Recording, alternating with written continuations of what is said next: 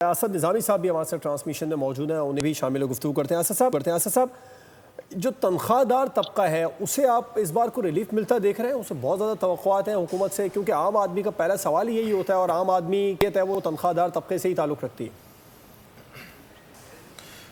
جی بالکل، بہت شکریہ۔ یہ باتیں جو ہیں یہ جب سے بجٹ قریب آنا شروع ہوا ہے تو چل رہی ہیں کہ اس دفعہ سیلری کلاس کو ریلیف دیں گے۔ لاسٹ جو بجٹ تھا اس کے اندر تو اس سے بالکل برعکس سچویشن کریٹ ہوئی تھی۔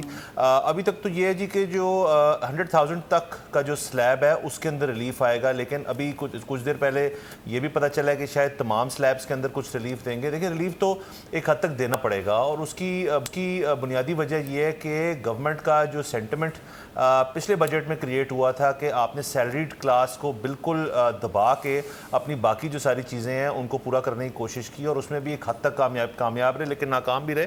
اور جو سیلریڈ کلاس ہے، آپ دیکھ لیں اب جو ہائر سلیب ہے اس کے اندر 40% تک کی ٹیکسیشن جو ہے وہ ہوتی ہے ان کے اوپر۔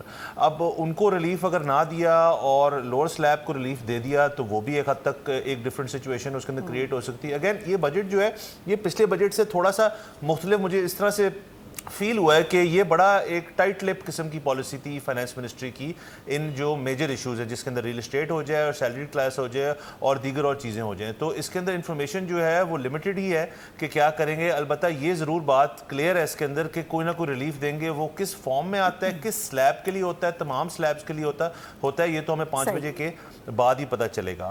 اس کے علاوہ اگر آپ جو ٹیکسیشن کی پہلے بات ہو رہی تھی، اس پہ میرا ایک پوائنٹ لے لیں کہ اس دفعہ انہوں نے جو اپنا revenue target 12.84 trillion I M F کی طرف سے ایٹ 4.2% جی ڈی پی، اور انفلیشن وہی 7.5% پہ رہے گی، تو 655 بلین ریز کرنا ہے نیو ٹیکسز میں، اور 400 بلین تھرو انفورسمنٹ۔